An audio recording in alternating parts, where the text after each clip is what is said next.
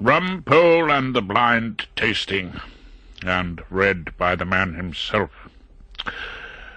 Rumpole, how could you drink that stuff? Not perfectly easy, Erskine Brine. Raised the glass to the lips, inclined the head slightly backwards, and let the liquid flow gently past the tonsils. I gave the man a practical demonstration. I admit I've had a good deal of practice, but even you may come to it in time. Of course you can drink it, Rumpole. Presumably it's possible to drink methylated spirits shaken up with a little ice and a dash of Angostura bitters. Erskine Brine smiled at me from over the edge of the glass of Côte de Nuit VR 79, which he'd been ordering in his newly acquired wine-buff's voice from Jack Pomeroy before he settled himself at the bar. I couldn't help noticing that his dialogue was showing some unaccustomed vivacity. I fully appreciate that you can drink Pomeroy's very ordinary, but the point is, Rumpole, why should you want to? Forgetfulness, Erskine Brine. The consignment of a day in front of His Honour Judge Bullingham to the lethe of forgotten things. The mad bull, I told him, as I drained the large glass of Chateau Fleet Street Jack Pomeroy had obligingly put on my slate until the next legal aid check came in, constantly interrupted my speech to the jury. I'm defending an alleged receiver of stolen sugar bowls. With this stuff of Jack's, not to put too fine a point on it, you have a reasonable chance of getting blotto. It's a good few years now since I adopted the habit of noting down the facts of some of my outstanding cases, the splendours and miseries of an Old Bailey hack, and those of you who may have cast an eye over some of my previous work of reminiscence may well be muttering, plus ça change, plus c'est la même chose, or words to the like effect, and probably with a better accent than mine. After so many cross-examinations, speeches to the jury, verdicts of guilty or not guilty, legal aid checks long awaited and quickly disposed of down the bottomless pit of the overdraft at the Caring Bank, no great change in the Rumpole fortunes had taken place. The texture of life remained much as it had always been, and would no doubt do so until after my positively last case, when I sit waiting to be called on in the great circuit court of the skies, if such a tribunal exists. Take that evening as typical. I had been involved in the defence of one Hugh Snakelegs Timpson. The Timpsons, you may remember, are an extended family of South London villains who practise crime in the stolid, hard-working but not particularly successful manner in which a large number of middle-of-the-road advocates practice at the bar. The Timpsons are not high flyers. Not for them the bullion raids or the skilled emptying of the Rembrandts out of ducal mansions. The Timpsons inhabit the everyday world of purloined video recorders, bent logbooks, and stolen cortinas. They also provide me and my wife, Hilda, known to me quite off the record and occasionally behind the hand as she who must be obeyed, with our bread and butter. When prospects are looking bleak, when my tray in the clerk's room is bare of briefs but loaded with those unpleasant-looking buff envelopes dished out at regular intervals by Her Majesty the Queen, it is comforting to know that somewhere in the Greater London area some Timpson will be up to some sort of minor villainy, and owing to the general incompetence of the clan, the malefactor concerned will no doubt be in immediate need of legal representation. Hugh Snakelegs Timpson was, at that time, the family's official fence, having taken over the post from his uncle Percy Timpson, who was getting a good deal past it and had retired to live in Benidorm. Snakelegs, a thin, elegant man in his 40s, a former winner of the Mr. Debonair contest at Butland's holiday camp, had earned his name from his talent at the tango. He lived with his wife Hetty in a semi-detached house in Bromley, to which Detective Inspector Broom, the well-known terror of the Timpsons, set out on a voyage of discovery with his faithful Detective Sergeant Cosgrove. At first, Inspector New Broom had drawn a blank at the Timpson home. Even the huge coffin-shaped freezer seemed to contain nothing but innumerable bags full of frozen vegetables. The eager inspector had the bright idea of thawing some of these provisions, however, and was rewarded by the spectacle of articles of Georgian silver, arising from the saucepans of boiling peas in the manner of Venus arising from the sea. The defence of Hugh Snakelegs Timpson had not been going particularly well. The Standard receiver's story, "I got the whole lot from a bloke in a pub who was selling 'em off cheap, and whose name I cannot for the life of me recall," was treated with undisguised contempt by His Honour, Judge Roger Bullingham, who asked, with the ponderous cynicism accompanied by an undoubted wink at the jury, of which he is master, if I were not going to suggest that there had been a shower of sugar-sifters, cream-jugs, and the like from the back of a lorry. Anyway, if got innocently, why was the silverware in the deep freezer? I told the jury that an Englishman's freezer was his castle, and that there was no reason on earth why a citizen shouldn't keep his valuables in a bag of bird's-eye peas at a low temperature. Indeed, I added, as I thought helpfully, I had an old aunt who kept odd-pound notes in the tea-caddy and constantly risked boiling up her savings in a pot of Darjeeling. At this the mad bull went an even darker shade of purple. His neck swelled visibly, so that it seemed about to burst his yellowing winged collar, and he told the jury that my aunt was not evidence, and that they must, in reaching a decision, dismiss entirely anything Mr. Rumpole may have said about his curious family, adding, with a whole battery of near nudges and almost winks, "I expect our saner relatives know the proper place for their valuables in the bank." At this point the bull decided to interrupt my final speech by adjourning for tea and television in his private room, and I was left to wander disconsolately in the direction of Pomeroy's wine bar, where I met that notable opera buff and wine connoisseur, half-hearted prosecutor and inept defender, the spouse and helpmeet of Phillida Erskine Brown, Q.C. Phillida Trant, as was the Portia of our chambers, had put his nose somewhat out of joint by taking silk, and leaving poor old Claude, 10 years older than she, a humble junior. So there I was, raising yet another glass of Chateau Thames Embankment to my lips, and telling Claude that the only real advantage of this particular vintage was that it was quite likely to get you drunk. "The purpose of drinking wine is not intoxication, Rumpole." Erskine Brown looked as pained as a prelate who is told that his congregation only came to church because of the central heating. "The point is to get in touch with one of the major influences of Western civilization, to taste sunlight trapped in a bottle, and to remember some stony slope in Tuscany, or a village by the Gironde." I thought with a momentary distaste of the bit of barren soil where the Chateau Pomeroy grape struggled for existence, no doubt placed somewhere between the cowshed and the pissoir. And then Erskine Brown, long-time member of our chambers in Equity Court, went considerably too far. "You see, Rumpole," he said, "it's the terrible nose." Now, I make no particular claim for my nose, and I'm far from suggesting that it's a thing of beauty and a joy forever. When I was in my perambulator, it may, for all I can remember, have had a sort of tip-tilted and impertinent charm. In my youth it was no doubt pinkish and healthy-looking. In my early days at the bar it had a sharp and inquisitive quality which made prosecution witnesses feel that they could keep no secrets from it. Today it is perhaps past its prime. It is, spread somewhat. It has, in part at least, gone mauve. It is, after all, a nose that has seen a considerable quantity of life. But, man and boy, it has served me well, and I had no intention of having my appearance insulted by Claude Erskine Brown, barrister at law, who looks in certain unfavourable lights not unlike a constipated goshawk. "We may disagree about Pomeroy's plonk," I told him, "but there's no reason why you should descend to personal abuse." "Oh, no, I didn't mean your nose, Rumpole. I mean the wine's nose." I looked suspiciously into the glass. Did this wine possess qualities I hadn't guessed at?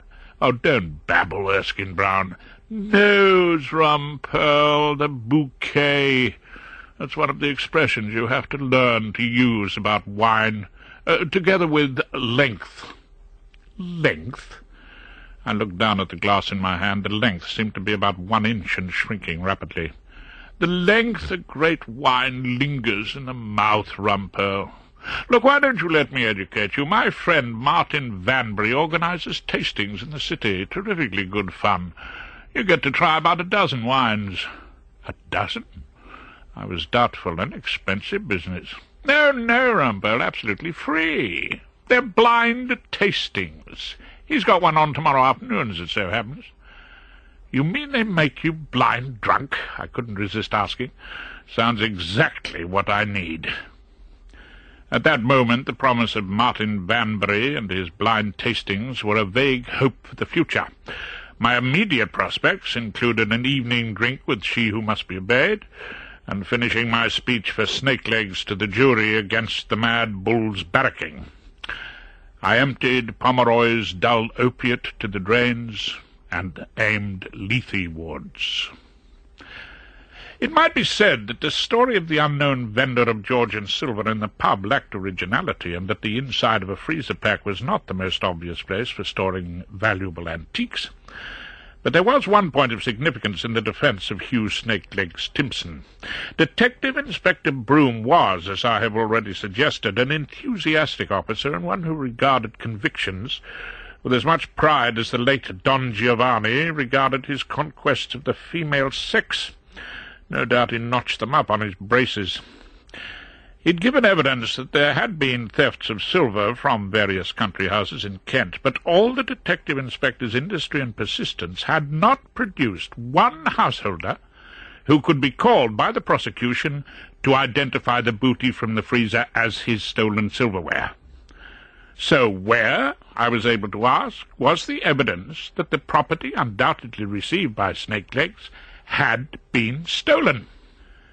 Unless the old idea that the burden lay on the prosecution to prove its case had gone out of fashion in his lordship's court, distant rumblings as of a volcano limbering up for an eruption from the bull, then perhaps I ventured to suggest Snakelegs was entitled to squeeze his way out of trouble. Whether it was this thought or Judge Bullingham's frenzied eagerness to secure a conviction, the jury came back with the cheerful verdict of not guilty. After only a brief fit of minor apoplexy and a vague threat to bring the inordinate length of defending counsel's speeches to the attention of the legal aid authorities, the bull released the prisoner to his semi-detached and his wife Hetty. I was strolling along the corridor, puffing a small cigar with a modest feeling of triumph, when a small, eager young lady, her fairly pleasing face decorated with a pair of steel-rimmed specs and a look of great seriousness, rather as though she were not quite certain which problem to tackle first, world starvation or nuclear war, came panting up alongside. "Mr. Rumpole, you did an absolutely first-class job." I paused in my tracks, looked at her more closely, and remembered that she had been sitting in court paying close attention throughout Regina versus Snakelegs Timpson. I just gave my usual service. "And I," she said, sticking out her hand in a gesture of camaraderie, "have just passed the bar exams." "Then we don't shake hands," I had to tell her, avoiding physical contact. "Clients don't like it, you see, think we might be doing secret deals with each other. All the same, welcome to the treadmill." I moved away from her then toward the lift, pressed the button, and as I waited for nothing very much to happen, she accosted me again. "You don't stereotype that much, do you, Mr. Rumpole?" She looked as though she were already beginning to lose a little faith in my infallibility. "And you don't call me Mr. Rumpole." "Leave that to the dotty bull," I corrected her, perhaps a little sharply. "I thought you were too busy fighting the class war to care about outdated behaviour patterns." "Fighting the what?" "Protecting working people against middle-class judges." The lift was still dawdling away in the basement, and I thought it would be kind to put this recruit right on a few of the basic principles of our legal system. "The Timpsons would hate to be called working people," I told her. They're entirely middle-class villains. Very conservative, in fact. They live by strict monetarist principles and the free market economy. They're also against the closed shop. They believe that shops should be opened at all hours of the night, preferably by Jemmy. "My name's Liz Probert," she said, failing to smile at the jest I was not making for the first time. At this point the lift arrived. "Good day, Miss," I said. I took her for a definite Miss as I stepped into it. Rather to my surprise, she strode in after me, still chattering. "I want to defend like you, but I must still have a lot to learn. I never noticed the point about the owners not identifying the stolen silver." No, neither did I had to admit, until it was almost too late. And you know why they didn't? I was prepared to tell this neophyte the secrets of my astonishing success. That, after all, is part of the great tradition of the bar, otherwise known as showing off to the younger whitewigs. They'd all got the insurance money, you see, and done very nicely out of it, thank you. The last thing they wanted was to see their old sugar bowls back and have to return the money.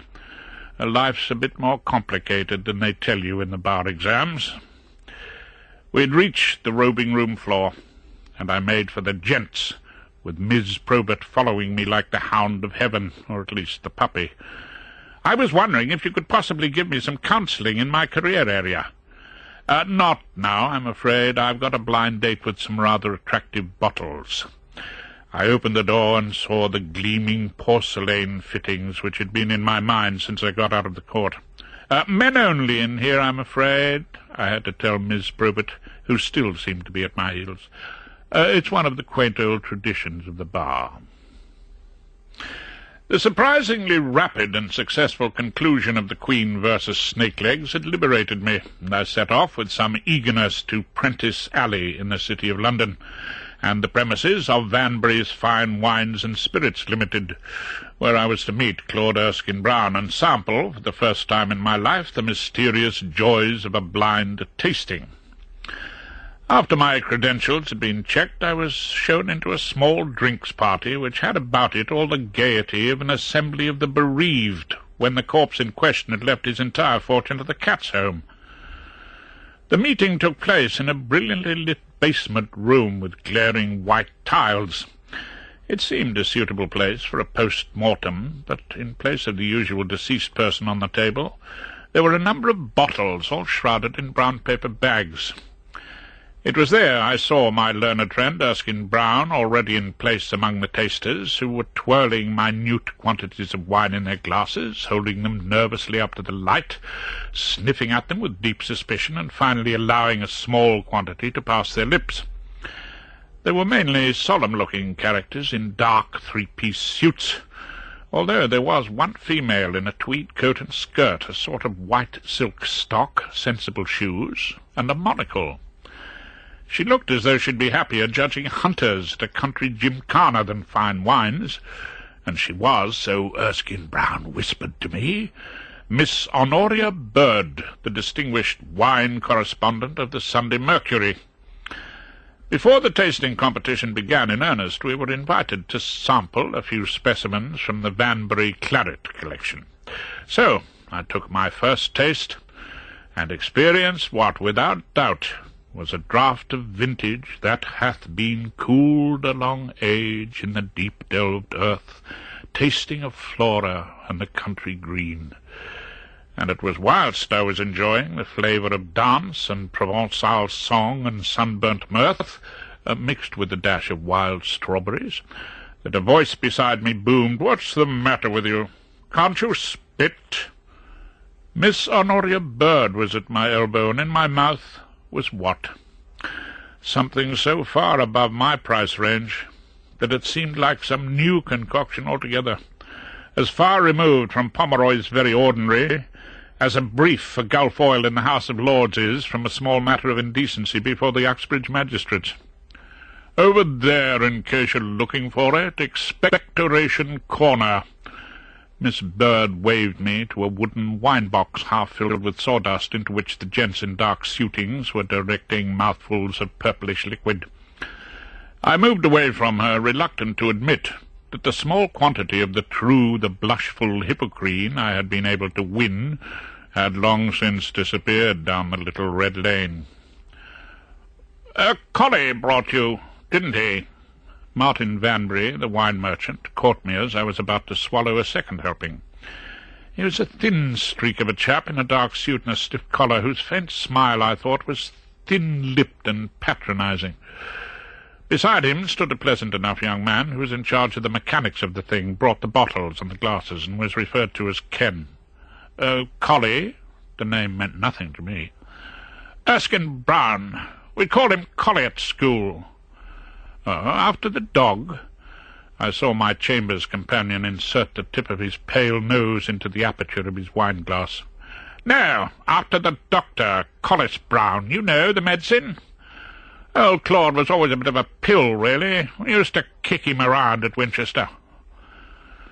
Now, I'm far from saying that in my long relationship with Claude Erskine Brown, irritation has not sometimes got the better of me. But as a long-time member of our chambers at Equity Court, he has over the years become as familiar and uncomfortable as the furniture. I resented the strictures of this public school bully on my learned friend, and was about to say so, when the gloomy proceedings were interrupted by the arrival of an unlikely guest, wearing tartan trousers, rubber-soled canvas shoes of the type which I believe are generally known as trainers, and a zipped jacket which bore on the back the legend, "Monty Mantis Service Station, Luton, Bedfordshire." Inside this costume was a squat, ginger-haired and youngish man who called out, "Which way to the antifreeze? At least we can get warmed up for the winter." This was a clear reference to recent scandals in the wine trade, and it was greeted in the rarefied air of Vanbury's tasting rooms with as much jollity as an advertisement for contraceptives in the Vatican. "One of your customers?" I asked Vanbury.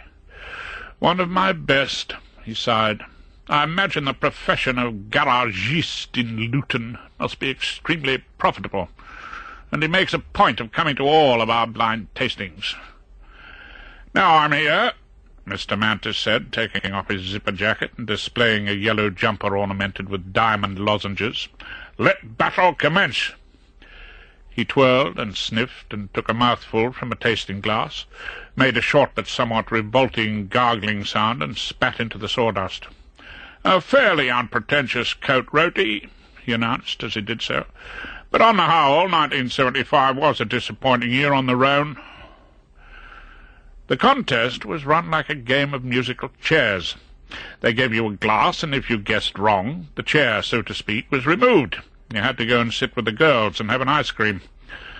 At my first try I got that distant hint of wild strawberries again, from a wine that was so far out of the usual run of my drinking that I became tongue-tied, and when asked to name the nectar could only mutter, "Damn good stuff," and slink away from the field of battle. Erskine Brown was knocked out in the second round, having confidently pronounced an Australian Coonawarra to be Chateauneuf du Pape. "Some bloody stuff from Wagga Wagga," he grumbled unreasonably. On most occasions Claude was a staunch upholder of the Commonwealth. "One always forgets about the colonies." So we watched as, one by one, the players fell away. Martin Vanbury was in charge of the bottles, and after the contestants had made their guesses, he had to disclose the labels. From time to time, in the manner of donnish quizmasters on upmarket wireless guessing games, he would give little hints, particularly if he liked the contender. A churchyard number might indicate a grave, or a macabre little item, somewhat skeletal, a bone. He never, I noticed, gave much assistance to the garagiste from Luton, nor did he need to, because the ebullient Mr. Monty Mantis had no difficulty in identifying his wines, and could even make a decent stab at the vintage year, although perfect accuracy in that regard wasn't required. Finally, the challengers were reduced to two, Monty Mantis and the lady with the eyeglass, Honoria Bird, or Birdie, as she was known to all the pinstriped expectorating undertakers around her. It was their bottoms that hovered, figuratively speaking, over the final chair, the last parcelled bottle. Martin Banbury was holding this with particular reverence as he poured a taster into 2 glasses. Monty Mantis regarded the colour, lowered his nose to the level of the tide, took a mouthful, and spat rapidly. "God's truth!" He seemed somewhat amazed. "Don't want to risk swallowing that. Might ruin my carburettor." Martin Banbury looked pale and extremely angry. He turned to the lady contestant, who was swilling the stuff round her dentures in a far more impressive way. "Well, Bertie," he said, as she spat neatly, "let me give you a clue. It's not whisky." "Oh, I think I could tell that." She looked impassive. "Not whisky." But think, just think." Banbury seemed anxious to bring the contest to a rapid end by helping her. "Think of a whisky translated." "Le Quatre Star Esso," said the garagiste, but Banbury was unamused. White Horse," Bertie frowned. "Very good. Something conservative, of course, and, keep to the right." "The right bank of the river, Saint-Emilion, White Horse, Cheval Blanc." Bertie arrived at her destination with a certain amount of doubt and hesitation. 1971, I'm afraid, nothing earlier." Banbury was pulling away the brown paper to reveal a label, on which the words Cheval Blanc and Appellation Saint-Emilion Contrôlé were to be clearly read. There was a smatter of applause. "Dear old Bertie, still an unbeatable palate." It was a tribute in which the Luton garagiste didn't join. He was laughing as Martin Banbury turned to him and said, icily polite, "I'm sorry you were pipped at the post, Mr. Mantis. You did jolly well. Now, Bertie, if you'll once again accept the certificate of Le Grand Contestant du Vin and the complimentary bottle, which this time is a magnum of Gevrey Chambertin Claire Pau 1970, a somewhat underrated vintage. Can you not stay with us, Mr. Mantis?" But Monty Mantis was on his way to the door, muttering about getting himself decarbonized. Nobody laughed, and no one seemed particularly sorry to see him go. There must be no accounting, I reflected on this incident, for tastes. One man's antifreeze may be another man's Mouton Rothschild, especially if you don't see the label. I was reminded of those embarrassing tests on television in which the puzzled housewife is asked to tell margarine from butter, or say which washing powder got young Ronnie's football shorts whitest. She always looked terrified of disappointing the eager interviewer and plumped for the wrong variety. But then I thought that as a binge, the blind tasting at Banbury's Fine Wines had been about as successful as a picnic tea with the Clacton Temperance Society, and the incident faded from my memory. Other matters arose of more immediate concern. One was to be of some interest and entertainment value. To deal with the bad news first. My wife, Hilda, whose very name rings out like a demand for immediate obedience, announced the imminent visit to our mansion flat, although the words are inept to describe the somewhat gloomy and cavernous interior of Casa Rumpole, in Froxbury Court, Gloucester Road, of her old school friend, Dodo Mackintosh. Now, Dodo may be, in many ways, a perfectly reasonable and indeed game old bird. Her watercolours of Lanworth Cove and adjacent parts of Cornwall are highly regarded in some circles, although they seem to me to have been executed in heavy rain.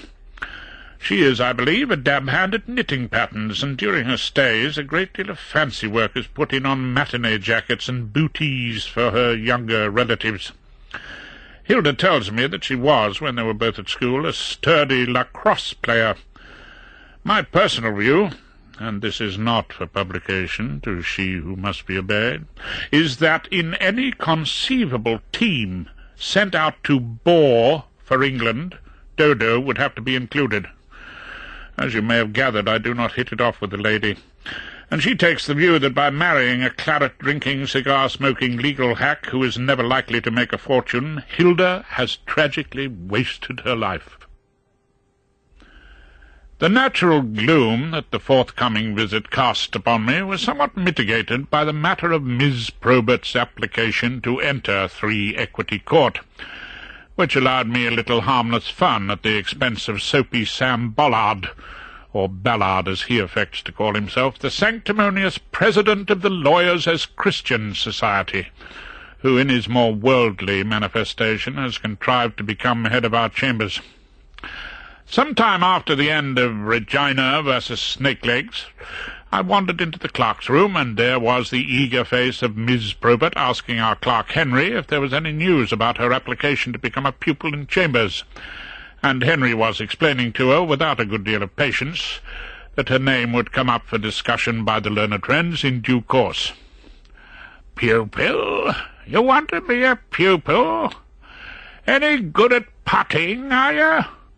This was the voice of Uncle Tom, T.C. Rowley, our oldest member, who hadn't come by a brief for as long as any of us can remember, but who chooses to spend his days with us to vary the monotony of life with an unmarried sister.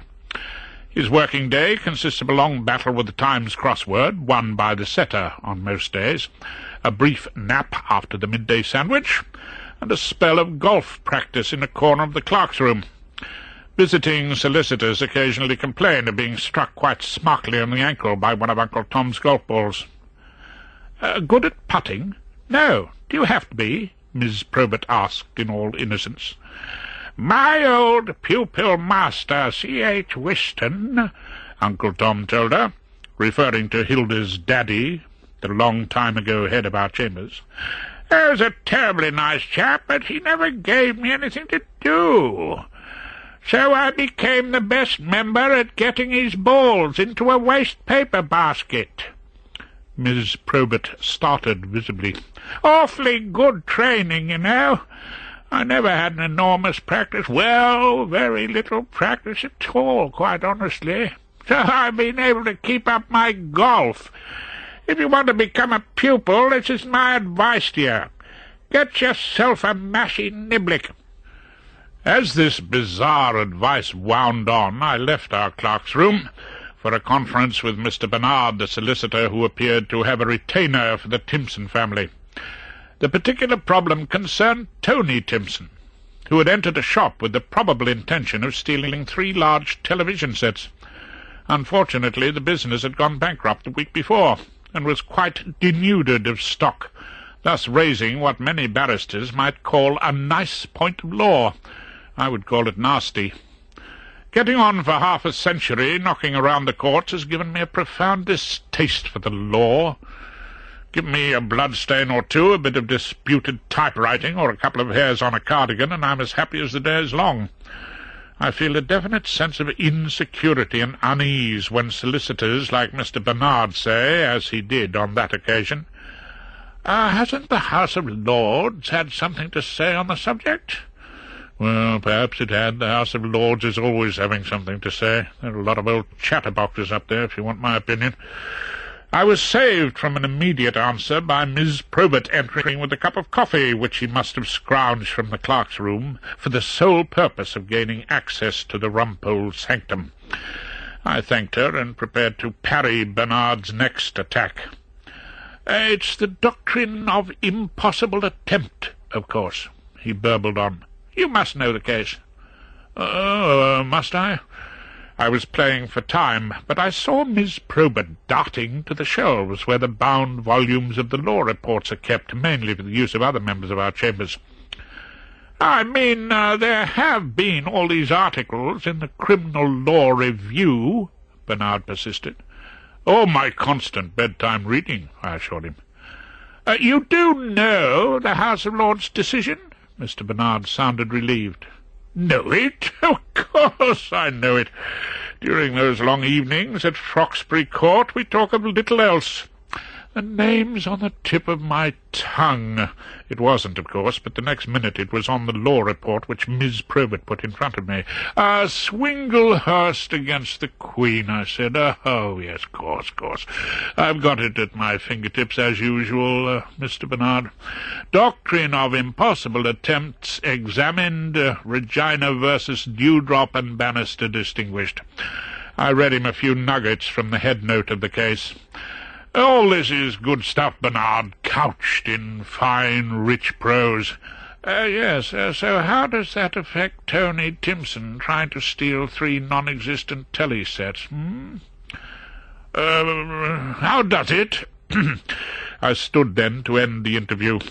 "I think it'd be more helpful to you, Mr. Bernard, if I gave you a written opinion. I may have to go into other authorities in some depth." So it became obvious that as far as I was concerned, Ms. Liz Probert would be a valuable, perhaps an indispensable member of Chambers. When I asked her to write the opinion I had promised Bernard, she told me that she'd been the top student of her year and won the Cicero Scholarship. With Probert's knowledge of the law and my irresistible way with a jury, we might, I felt, become a team which could have got the Macbeths off regicide. A happy chance furthered my plans. Owing to the presence on the domestic scene of Dodo Mackintosh, not the sort of spectacle a barrister wishes to encounter early in the mornings, I was taking my breakfast in the Tasty Bite, one of the newer and more garish serve-yourself eateries in Fleet Street. I was just getting outside 2 eggs and bacon on a fried slice, when Soapy Sam Bollard plunked himself down opposite me with a cup of coffee. "Do you read the Church Times, Rumpole?" He started improbably, waving a copy of that organ in the general direction of my full English breakfast. Only for the racing results." "There's a first-class fellow writing on legal matters. This week's piece is headed, 'Vengeance is mine, I will repay.' This is what Canon Probert says." "Canon who?" Probert." "Yes, that's what I thought you said." "Society is fully entitled to be revenged upon the criminal." Ballard gave me a taste of the canon's style. "Even the speeding motorist is a fit object for the legalized vengeance of the outraged pedestrian." "Well, what does the good canon recommend? Bring back the thumbscrew for parking on a double yellow line?" "Too often the crafty lawyer frustrates the angel of retribution," Ballard went on reading. "Yes, too often the angel of retribution makes a complete balls-up of the burden of proof." "Oh, you may mock, Rumpole, you may well mock." Thank you. "What we need is someone with the spirit of Canon Probert in Chambers, someone to convince the public that lawyers still have a bit of moral fibre." Ballard's further mention of this name put quite a ruthless scheme into my head. "Probert," I said thoughtfully. "Did you say Probert?" "Canon Probert, yes." Ballard supplied the details. "It's odd, that," I told him. "The name seems strangely familiar." Later, when Miss Probert handed in a highly expert and profound legal opinion in the obscure subject of impossible attempt, often known in the trade as stealing from an empty purse, I had a few words with her on the subject of her parentage. "Is your father," I asked, "by any chance the Canon Probert who writes for the Church Times?" And then I gave her an appropriate warning. "Don't answer that." "Why ever not?" "Because our head of chambers is quite ridiculously prejudiced against women pupils whose fathers aren't canons who write for the Church Times. You may go now, Miss Probert. Thank you for the excellent work." She left me then. Clearly I'd given her much food for thought. So, in due course, a meeting was called in Sam Ballard's room to consider the intake of new pupils into Chambers. Those present were Rumpole, Erskine-Brown, and Hoskins, a grey and somewhat fussy barrister, much worried by the expensive upbringing of his numerous daughters. "Elizabeth Probert," Ballard, Q.C., being in the chair, read out the next name on his list. "Does anybody know her?" "I've seen her hanging around the clerk's room," Erskine-Brown admitted. "Remove the glasses. She might have a certain elfin charm." Poor old Claude was ever hopelessly susceptible to a whiff of beauty in a lady barrister. "I wonder if she could help me with my county court practice." "That's all you think about, Erskine-Brown?" Hoskins sounded disapproving. "Wine, women, and your county court practice. That is distinctly unfair. So far as I remember, your wife didn't care for Fiona always." Hoskins reminded him of his moment of tenderness for a young lady barrister, now married to a merchant banker and living in Cheltenham. "Yes, well, of course, Phillida can't be here today. She's got a long firm fraud in Doncaster." Claude apologized for his wife. "She might not take to anyone who looked at all elfin without her glasses." Hoskins struck a further warning note. "It was just a casual observation. And I'm not sure we want any new intake in chambers, even in the form of pupils. I mean, is there enough work to go round? I speak as a member with daughters to support," Hoskins reminded us. Thinking the matter over, Erskine Brown was clearly losing his bottle. "I'm afraid Philly might be rather against her." It was then that I struck my blow for the highly qualified Miss. "Yes, I'd be against her too," I said, "if it weren't for the name. Ballard, isn't that canon you admire so tremendously, the one we all read in the Church Times, called Probert?" "You mean she's some relation?" Ballard was clearly excited. "Well, she hasn't said she isn't." "Not his daughter?" By now he was positively awestruck. "Oh, she hasn't denied it." Then Ballard looked like one whose eyes had seen his and my salvation. "Then Elizabeth Probert comes from a family with enormously sound views on the religious virtue of retribution as part of our criminal law. I see her as an admirable pupil for Rumpole." "You think he might teach her some of his courtroom antics?" Erskine Brown sounded sceptical. "I think she might," Ballard spoke with deep conviction, "just possibly save his soul." So it came about that I was driven to my next conference at Brixton Prison in a very small runabout, something like a swaying biscuit box, referred to by Miss Probert as her deux chevaux, and I suppose that there was something to be said for having a pupil on wheels. Apart from the matter of transport, there was nothing particularly new or unusual about the conference in question, for I had once again been summoned to the aid of Hugh Snakelegs Timpson, who had once again been found in possession of a quantity of property alleged to have been stolen. Once again, Detective Inspector Broom and Detective Constable Cosgrove had called at the Bromley Semi to find the Cortina parked out in the street and the lock-up garage full of cases of a fine wine. None other than Saint-Emilion Chateau Cheval Blanc, 1971. Hugh Timpson seems to be always getting into trouble. Miss Probert was steering us with a good deal of dexterity around the Elephant and Castle.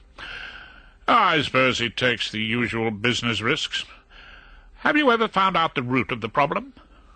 The root of the problem would seem to be Detective Inspector Broom, who's rapidly becoming the terror of the Timpsons. I'll bet you'll find he comes from a broken home. Inspector Broom, probably. No, I mean Hugh Timpson, in an inner-city area, with an antisocial norm among his peer group, most likely. He must have always felt alienated from society. Was Miss Probert right? And is it nurture and not nature that shapes our ends? I suppose I was brought up in appalling conditions, in an ice-cold vicarage with no mod cons or central heating. My old father, being a priest of the Church of England, had only the sketchiest notion of morality, and my mother was too occupied with jam-making in the Woman's Institute to notice my existence. Is it any real wonder that I have taken to crime? When we had met Mr. Bernard at the gates of Brixton and settled down with the ex-Mr. Debonair in the interview-room, I thought I would put Miss Probert's theories to the test. "Come from a broken home, did you?" I asked Snakelegs. "Broken home?" The client looked displeased. "I don't know what you mean. Dad and Mum was married 40 years. He never so much as looked at another woman. Hetty and I were the same. What are you on about, Mr. Rumpole?" "Well, at least you were born in an inner-city area." "Oh, my old dad wouldn't have tolerated it. Bromley was really nice in those days. More green fields and that. What's it got to do with my case?" "Oh, not much. I'm just setting my pupil's mind at rest. Now, why was your garage being used as a cellar for fine wines, a bit of good stuff, was it?" Snakelegs seemed proud of the fact. "Well, didn't you try it?" "Teetotal, me. You know that." The client sounded shocked. "Although the wife, she will take a drop of tawny port at Christmas. Not that I think it's right. It's drink that leads to crime. We all know that, don't we, Mr. Rumpole?" "So how did they get there?" "Well, I got them all a bit cheap. Not myself, you understand. That'd be no good for Hetty and me. But I thought it was a drop of stuff I might sell on to anyone having a bit of a wedding, anything like that." "And where did you get it? The judge might be curious to know." I felt a sudden weariness, rather like the ancient Greek who'd just pushed a stone up a hill and seen it come rolling down again for the 3,000,000th time. It was one thing to win a case because the prosecution evidence wasn't strong enough for a conviction. It was another and far more depressing matter to be putting forward the same distinctly shop-worn defence throughout a working life. I just hoped to God that Snakelegs wasn't going to babble on about a man in a pub. "Well, there was this fellow that I ran into down the Needle Arms. But, what's the matter, Mr. Rumpole?" "Oh, please, Snakelegs." My boredom must have become evident. "Can't we have some sort of variation? Judge Bullingham is getting tremendously tired of that story." "Bullingham?" Snakelegs was understandably alarmed. "We're not getting him again, are we?" "Not if I can help it. This character in the Needle Arms, not anyone whose name you happen to remember?" I lit a small cigar and waited in hope. "I'm afraid I can't help you there, Mr. Rumpole." "You can't help me. And he sold you all these crates of stuff. Where's the list of exhibits?" Ms. Probert handed it to me immediately. "Cheveux blancs, 100 millions. No, that wasn't his name. No, it was more like something Irish." Snakelegs looked at me. "What's our chances, Mr. Rumpole?" "Our chances?" I gave him my considered opinion. "Well, you've heard about snowballs in hell." "Well, you saw me right last time." "Last time the losers didn't come forward to claim their property." "Because of the insurance." Liz filled in the details. Ms. Probert remembers. "This time the loser of the wine is principal witness for the prosecution." His name is Martin Vanbury." Bernard was looking at the prosecution witness statements. First among them was, indeed, the proprietor of Vanbury's, purveyors of fine wines, Prentice Alley in the City of London. Not a specially attractive character, the highly respectable public school bully. Back in the Deux Chevaux, I felt a little guilty about disillusioning Liz Probert and depriving Snakelegs of an unhappy childhood. I complimented her on her runabout, and asked if it wasn't by any chance a present from her father, the canon. It was then that she told me that her father was, in fact, the leader of the South East London Council, widely known as Red Ron Probert. He was a man, no doubt, whose own article of religion was the divine right of the local Labour Party to govern that area of London, and he frequently appeared on television chat shows to speak up for minority rights. His ideal voter was apparently an immigrant Eskimo lesbian who strongly supported the IRA. Is there anything wrong with Ron Probert being my father? Well, nothing at all, provided you don't chatter about it to our learned head of chambers. Do you think you could point this machine in the general direction of Luton? I'm going to take a nap. What are we doing in Luton? Seeing a witness. I thought we weren't allowed to see witnesses. This is an expert witness. We are allowed to see them. Luton is not exactly one of the jewels of southern England. American tourists don't brave the terrorists to loiter in its elegant parks or snap each other in the cathedral close, but its inhabitants seemed friendly enough, and the first police officer we met was delighted to direct us to the Monte Mantis service station. It was a large and clearly thriving concern, selling not only petrol but new and second-hand cars, cuddly toys, garden furniture, blown-up paddling pools, furry dice and anoraks. The proprietor remembered my face from Vanbury's wine tasting, and when I gave him a hint of what we wanted, invited us into his luxuriously appointed office, where we sat on plastic zebra-skin-covered furniture, gazing at pictures of peeing children and crying clowns, while he poured us out a couple of glasses of Cheval Blanc from his own cellar, so that I might understand the experience. When I made my delight clear, he said it was always a pleasure to meet a genuine enthusiast. "And you, Mr. Mantis," I ventured to ask him, "I've been wondering how you came to be so extraordinarily well informed in wine lore. I mean, where did you get your training?" Day trip to Boulogne, 1963, with the Luton Technical School." He refilled our glasses. "Unattractive bunch of kids we must have been, full of terminal acne and lavatory jokes. Enough to drive Sir What Took Us into the funny farm. We were all off, giving him the slip, trying to chase girls that didn't exist or was even fatter and spottier than the local talent round the Wimpy. Anyway, I ended up in the station buffet for some reason, and spent what I'd been saving up for an unavailable knee-trembler. If you'll pardon my French, Miss Probert. I bought half a bottle, God knows what it was, Ordinaire de la Gare, French Railway's perpetual standby. And there I was, brought up on Tizer and Coke that tastes of old pennies, and sweet tea you can stand a spoon up in. And it came as a bit of revelation to me, Mr. Rumpole. Tasting of flora and the country green, dance, Provençal song and sunburnt mirth. It's a shame you can't ever talk about the stuff without sounding like them toffee noses round Vanbury's. Well, I bought 4 bottles and kept a cellar under my bed, and shared it out in tooth mugs with a chosen few. Then, when I started work at the garage, I didn't go round to the pub Friday nights. I began investing, and acquired your knowledge, Well, I don't know football teams, you see. I haven't got a clue about the cup, but I reckon I know my vintages. Such as the Cheval Blanc 1971. I sampled it again. All right, is it? Oh, it seems perfectly all right. You sure you won't, Miss Probert? I never have.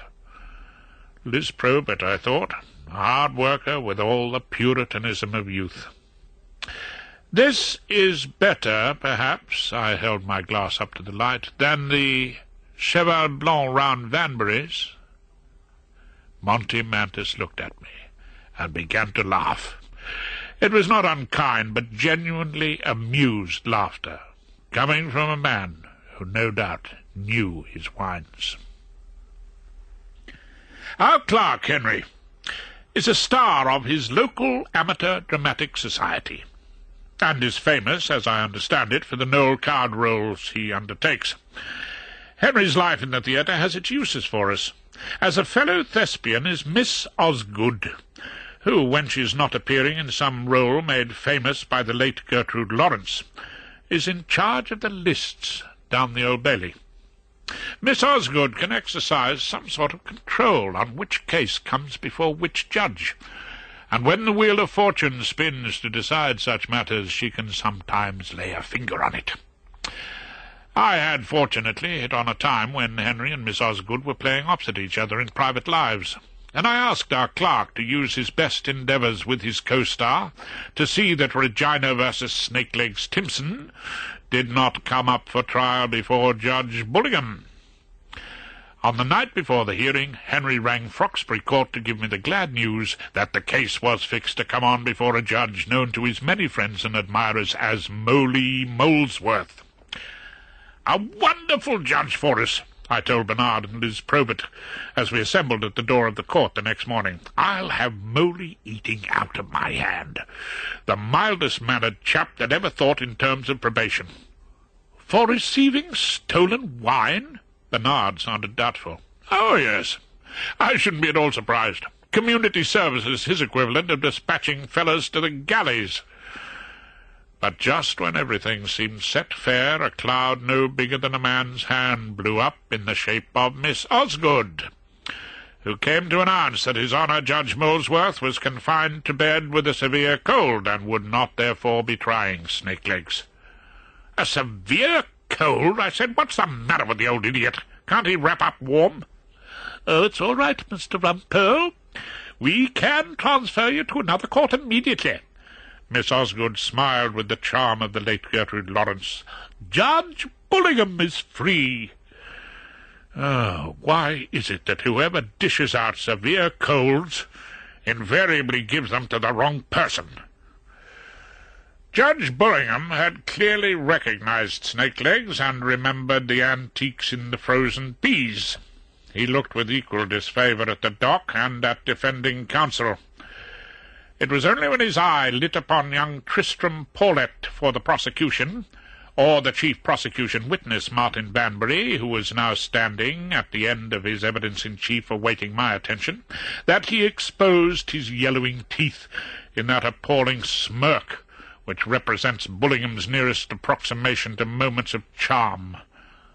"Mr. Rumpole, do you wish to detain this gentleman in the witness box?" "I have one or two questions for Mr. Banbury," I told him. "Oh," his lordship seemed surprised. "Is there any dispute that your client, Timpson, had this gentleman's wine in his possession?" "Oh, no dispute about that, my lord." "Then to what issue in this case can your questions possibly be directed?" I was tempted to tell the old darling that if he sat very quietly and paid close attention, he might just possibly find out. Instead, I said that my questions would concern my client's guilt or innocence, a matter which might be of some interest to the jury. And then, before the bull could get his breath to bellow, I asked Mr. Banbury if the wine he lost was insured. "Of course, I had it fully insured, as a prudent businessman." "I hope I am that, my lord." Banbury appealed to the judge, who gave his ghastly smile and murmured as unctuously as possible, "I'm sure you are, Mr. Banbury. Perfectly sure you are." "And how long have you been trading as a wine merchant in Prentice Alley in the city of London?" I went on, hacking away. "Just 3 years, my lord." "And done extremely well in such a short time." The bull was still smirking. "We have been lucky, my lord. I think we've been dependable." "Before that, where were you trading?" I interrupted the love duet between the witness and the bench. "I was selling pictures. As a matter of fact, I had a shop in Chelsea. We specialized in 19th century watercolours, my lord." "The name of the business?" "Banbury Fine Arts." I turned and whispered to Bernard. "Managed to find any insurance claims for Banbury Fine Arts?" But it seemed he was still making inquiries. "Only one thing to do, then. Pick up a blank sheet of paper, study it closely, and ask the next question looking as though you had all the answers in your hands. Sometimes, it was to be admitted, the old-fashioned ways are best." "I must put it to you," I said, "that Banbury Fine Arts made a substantial insurance claim in respect of the King's Road premises." "We had a serious break-in. Most of our stock was stolen." "Of course I had to make a claim, my lord." Banbury still preferred to talk to his friend the bull, but at least he had been forced by the information he thought I had to come out with some part of the truth. "You seem to be somewhat prone to serious break-ins, Mr. Banbury," I suggested, whereupon the bull came in dead on cue with, "It's the rising tide of lawlessness that's threatening to engulf us all. You should know that better than anyone, Mr. Rumpole. I thought it best to ignore this, so I then called on the usher to produce Exhibit 34, which was, in fact, one of the bottles of allegedly stolen wine. "You're not proposing to sample it, I hope, Mr. Rumpole?" The bull tried heavy sarcasm, and the jury and the prosecution counsel laughed obediently. "I'm making no application to do so at the moment," I reassured him. "Mr. Banbury, you say this bottle contains vintage claret of a high quality?" "It does, my lord."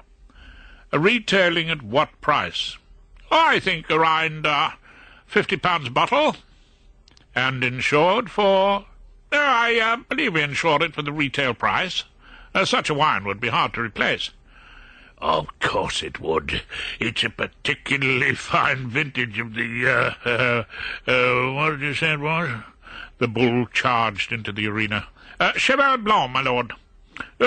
And we all know what you have to pay for a really fine Burgundy nowadays, don't we, members of the jury?" The members of the jury, an assortment of young unemployed blacks, puzzled old-age pensioners from Hackney, and grey-haired cleaning ladies, looked at the judge and seemed to find his question mystifying. "It's a claret, my lord, not a Burgundy," Banbury corrected the judge, I thought unwisely. Claret, yes, of course it is. Didn't I say that? Yes, well, let's get on with it, Mr. Rumpole." Bullingham was not pleased. "You lost some 50 cases. It was insured for £600 a case, you say?" "That is, sir." "So you recovered some £30,000 from your insurers?" "There was a considerable loss to your insurance company." "And a considerable profit to whoever dealt with it illegally," the bull couldn't resist saying. So I thought it about time he was given a flutter of the cape. "My lord, I have an application to make in respect of Exhibit 34. "Oh, very well, make it then." Judge closed his eyes and prepared to be bored. "I wish to apply to the court to open this bottle of alleged Cheval Blanc." "You're not serious?" The bull's eyes opened. "Well, your lordship seemed to have the possibility in mind." "Mr. Rumpole!" I watched the familiar sight of the deep purple falling on the Bullingham countenance. "From time to time, the weight of these grave proceedings at the Old Bailey may be lifted when the judge makes a joke. One doesn't do it often. One seldom can, but one likes to do it whenever possible. I was making a joke, Mr. Rumpole." "Oh, I'm sure we're all grateful for your lordship's levity," I assured him. "But I'm entirely serious. My learned pupil, Miss Probert, has come equipped with a corkscrew." "Mr. Rumpole!" The judge was exercising almost superhuman self-control. "May I get this quite clear? What would be your purpose in opening this bottle?" "The purpose of tasting it, my lord."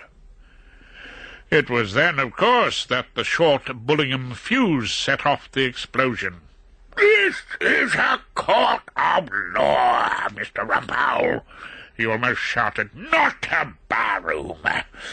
I have sat here a long time, far too long in my opinion, listening to your cross-examination of this unfortunate gentleman, who has, as the jury may well find, suffered at the hands of your client. But I do not intend to sit here, Mr. Rumpole, while you drink the exhibits." "Not drink," I tried to calm the bull. "Taste, my lord. And may I say this? If the defence is to be denied the opportunity of tasting a vital exhibit, that would be a breach of our fundamental liberties, the principles we have fought for ever since the day of Magna Carta. In that event, I would have to make an immediate application to the Court of Appeal." A Court of Appeal, did you say?" I had mentioned the only institution which can bring the bull to heel. He dreads criticism by the Lords of Appeal in ordinary, which might well get reported in the Times. You take the matter up to the Court of Appeal?" he repeated, somewhat aghast. "This afternoon, my lord." "That's what you do?" "Without hesitation, my lord." Well, what do you say about this, Mr. Tristram Paulet?" The judge turned for help to the prosecution. "Oh, my lord, I am sure the court would not wish my learned friend to have any cause for complaint, however frivolous. And it might be better not to delay matters by an application to the Court of Appeal. Paulet is one of nature's old Etonians, but I blessed him for his words, which were also welcomed by the bull." "Exactly what was in my mind, Mr. Tristram Paulet," the judge discovered. "Very well, Mr. Rumpole. In the quite exceptional circumstances of this case, the court is prepared to give you leave to taste." So, in a sense, the party was on. Miss Probert produced a corkscrew from her handbag. I opened the bottle, a matter in which I have had some practice, and asked the judge and my learned friend Mr. Paulet to join me. The usher brought 3 of the thick tumblers which I used to carry water to hoarse barristers or fainting witnesses. While this operation was being carried out, my eye lighted on Martin Vanbury in the witness-box. He looked suddenly older. His expensive tan had turned sallow, and I saw his forehead shining with sweat. He opened his mouth, but no sound of any particular significance emerged. And so, in the ensuing silence, Tristram Paulet sniffed doubtfully at his glass, the bull took a short swig and looked enigmatic, and I tasted and held the wine long enough in my mouth to be certain. It was with considerable relief that I realized that the label on the bottle was an unreliable witness, for the taste was all too familiar, that of Chateau Thames Embankment, 1985, and a particularly brutal year. After dinner at Froxbury Court that night, Hilda couldn't resist a mild boast for Dodo's benefit. "Rumpole's got a pupil." "I hope he's an apt pupil." "It's not a he, it's a she." "Oh, a she, really, Rumpole?" Dodo Mackintosh clicked her knitting needles and looked at me with deep suspicion. "A Miss Liz Probert." "You call her Liz?" The cross-examination continued. "No, I call her Ms." "Is she a middle-aged person?" "Oh, about 23. Is that middle age nowadays?" "And is Hilda quite happy about that, do you think?" Dodo asked me, and not my wife, the question. "Oh, Hilda doesn't look for happiness." "Oh, what does she look for?" "The responsibilities of command." I raised a respectful glass of Chateau Fleet Street at She Who Must Be Obeyed. There was a brief silence, broken only by the clicking of needles, and then Dodo said, "Don't you want to know what this Liz Probert is like, Hilda?" "Not particularly." It was at this moment that the telephone rang, and I picked it up to hear the voice of a young man called Ken Eastham, who worked at Vanbury's. He wanted, it seemed, to ask my legal advice. I spoke to him whilst Hilda and her old friend Dodo Mackintosh speculated on the subject of my new pupil. When the call was over, I put down the telephone after thanking Mr. Eastham from the bottom of my heart. It's rare, in my experience, for anyone to care enormously for justice. "Oh, well, Rumpole, you look extremely full of yourself," Hilda said, as I dialed Mr. Bernard's number to warn him that we might be calling another witness. "No doubt he is full of himself," Dodo put in her 2 pennyworth. "Having a young pupil to trot round with." "Dodo's coming down to the Old Bailey tomorrow, Rumpole," Hilda warned me. "She's tremendously keen to see you in action." In fact, Dodo Mackintosh's view of Rumpole at action was fairly short-lived. She arrived early at my chambers, extremely early, and Henry told her that I was still breakfasting at the Tasty Bite in Fleet Street. Indeed, I was then tucking into the full British breakfast with Miss Probert, to whom I was explaining the position of the vagal nerve in the neck, which can be so pressed during a domestic fracas that death may ensue unintentionally. I secured an acquittal for Gimlet, a Kilburn grocer armed with this knowledge. At any rate, I had one hand placed casually about Miss Probert's neck, explaining the medical aspect of the matter, when Dodo Mackintosh entered the Tasty Bite, took in the scene, put the worst possible construction on the events, uttered the words, "Rumpole in action, poor Hilda," in a tragic and piercing whisper, and made a hasty exit. This was, of course, a matter which would be referred to later. I did not, as I think wisely, put Snake-Leg Stimson in the witness-box, but I had told Mr. Bernard to get a witness summons delivered to the wine correspondent of the Sunday Mercury, and took the considerable risk of calling her. When she was in the box, I got the bull's permission to allow her to taste a glass of the wine which the prosecution claimed was stolen Chateau Cheval Blanc, although I had it presented to her in an anonymous tumbler. She held it up to the light, squinted at it through her monocle, and then took a mouthful, which I told her she would have to swallow, however painful she found it, as we had no expectoration corner, at which point Tristram Paulet muttered a warning not to lead the witness. "Oh, certainly not. In your own words, would you describe the wine you've just tasted?" "Is it worth describing?" Miss Bird asked, having swallowed with distaste. "My client's liberty may depend on it." I looked meaningfully at the jury. "It's a rough and, I would say, crude Bordeaux type of mixed origins. It may well contain some product of North Africa. It's too young, and drinking it would amount to infanticide had its quality not made such considerations irrelevant." "Have you met such a wine before?" "I believe it is served in certain bars in this part of London to the more poorly paid members of the legal profession." "Would you price it at £50 a bottle?" this poorly paid member asked. "You're joking." "It is not I that made the joke, Miss Bird."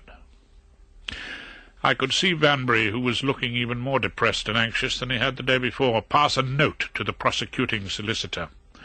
Meanwhile, Birdie gave me her answer. "It would be daylight robbery to charge more than £2. "Yes, thank you, Miss Bird. Just wait there, will you?"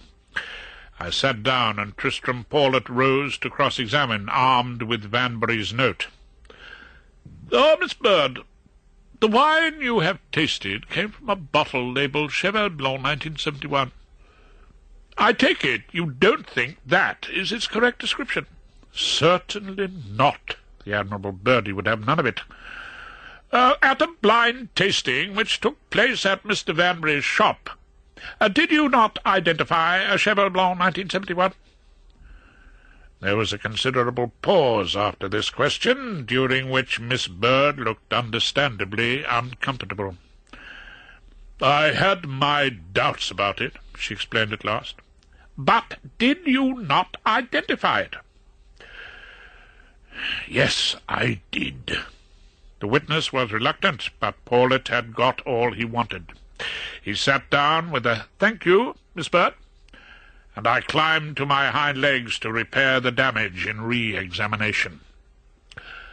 "Miss Bird, on that occasion were you competing against a Mr. Montebantis, a garage owner of Luton, in the blind tasting contest?"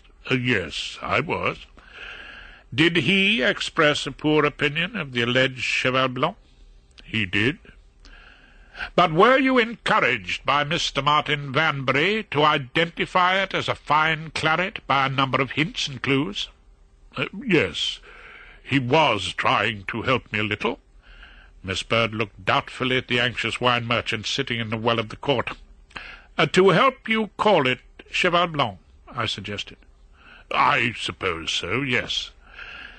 Miss Bird, what was your opinion of Mr. Montemantis?" "I thought him a very vulgar little man who probably had no real knowledge of wine." She had no doubt about it.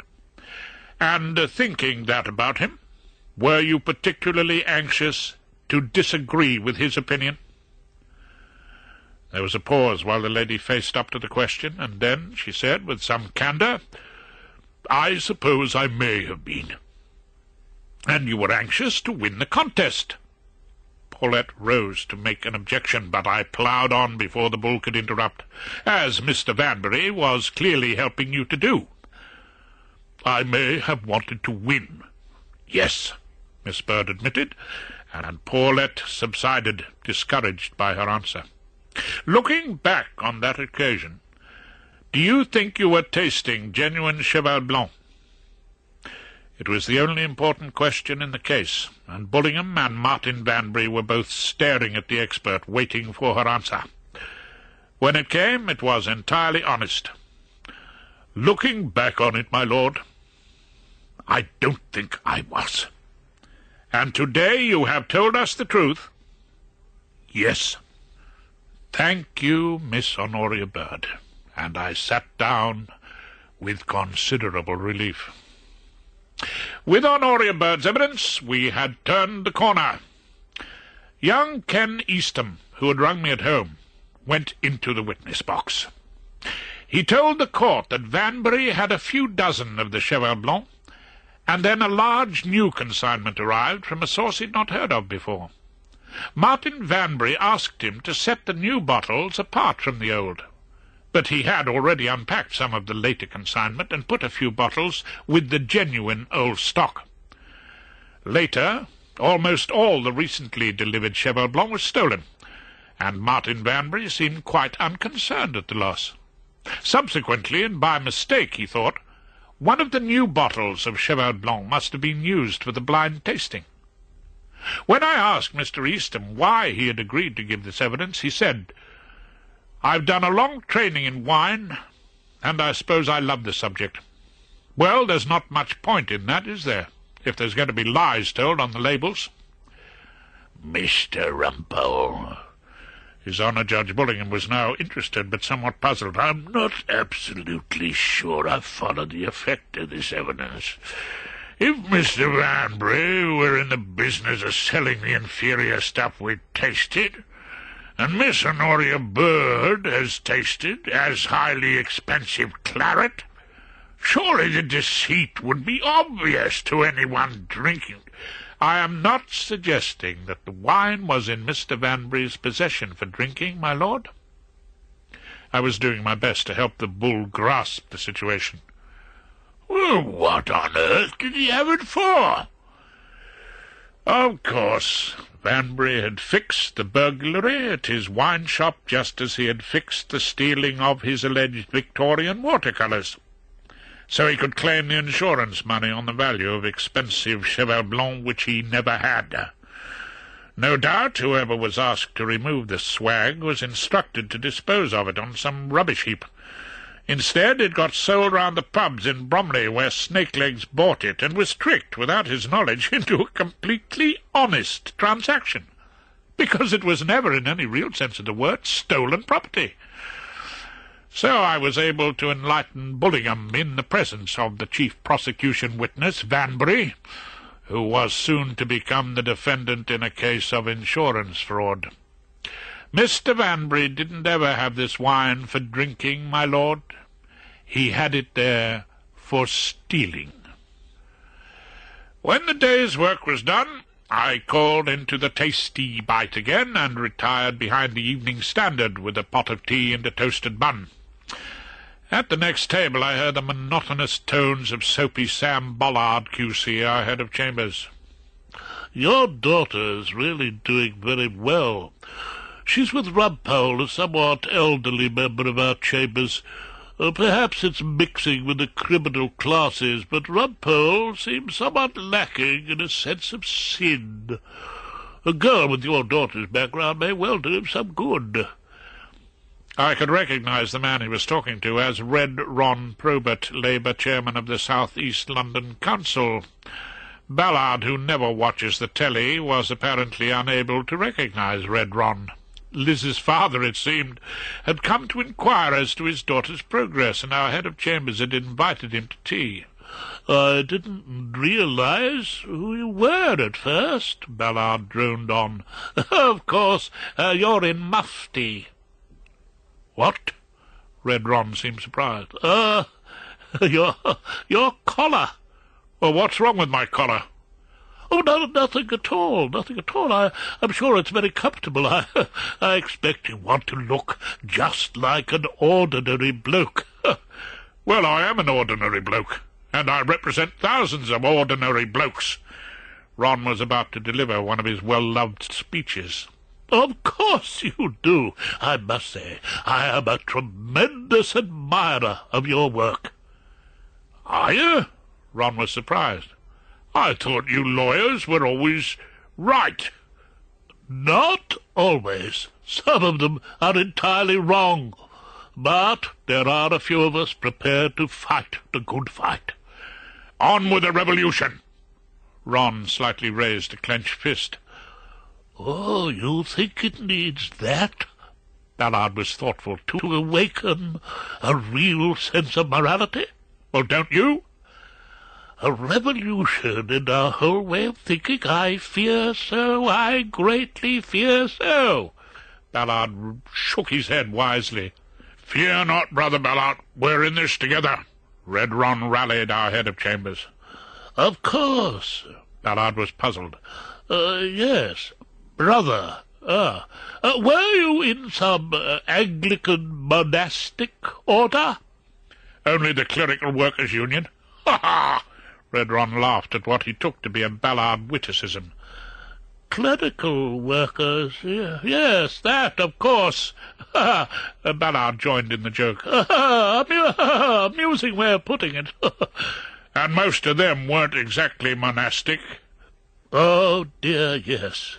There's been a falling off even among the clergy. I really must tell you—" "Yes, brother." Red Ron was prepared to listen. "Brother, I can't really... I should prefer to call you Father. It might be more appropriate." "Oh, have it your own way." Ron seemed to find the mode of address acceptable. "Father Probert," Ballard said very sincerely, "you have been, for me at any rate, a source of great inspiration." I folded my Evening Standard then, and crept away unnoticed. I felt no need to correct a misunderstanding which seemed to be so gratifying to both of them, and had had such a beneficial effect on Miss Probert's legal career. That night I carried home to Froxbury Court a not unusual treat, that is to say, a bottle of Pomeroy's Chateau Thames Embankment. I was opening it with a feeling of modified satisfaction when Hilda said, "Oh, you look very full of yourself. I suppose you won another case." "I'm afraid so." I had the bottle open and was filling a couple of glasses. "Oh, for a draught of vintage that hath been cooled a long age in the deep-delved earth." And then I tasted the wine and didn't spit. It's a crude Bordeaux type of mixed origins, on sale to the more poorly paid members of the legal profession. I couldn't help laughing. "What have you got to laugh about, Rumpole?" "Ballard, your head of chambers. He met Miss Probert's father, Red Ron, and he still thought he was some Anglican divine. He went entirely by the name on the label." I lowered my nose once more to the glass. "Tasting of flora and the country green. Isn't it remarkably quiet around here? I don't seem to hear the fluting tones of your old childhood chum, Dodo Mackintosh." "Dodo's gone home." "Dance and Provençal song and sunburnt mirth. She's disgusted with you, Rumpole. As a matter of fact, I told her she'd better go." "You told Dodo that?" She who must be obeyed was usually clay in Miss Mackintosh's hands. "She said she'd seen you making up to some girl in a tea-room." "That's what she said?" I told her it was absolutely ridiculous. I really couldn't imagine a young girl wanting to be made up to by you, Rumpole. Oh, well, thank you very much. I refilled the glass, which had mysteriously emptied. Oh, for a beaker full of the warm south, full of the true, the blushful Hippocrene, with beaded bubbles winking at the brim and purple-stained mouth. She said you were in some sort of embrace. I told her she was seeing things, that I might drink and leave the world unseen, and with thee fade away into the forest dim. Fade far away, dissolve, and quite forget what thou among the leaves hast never known, the weariness, the fever, and the fret. I must say the word struck me as somewhat comical. At the idea of my good self and she dancing away into the mysterious recesses of some wood, the mind, as they say, boggled.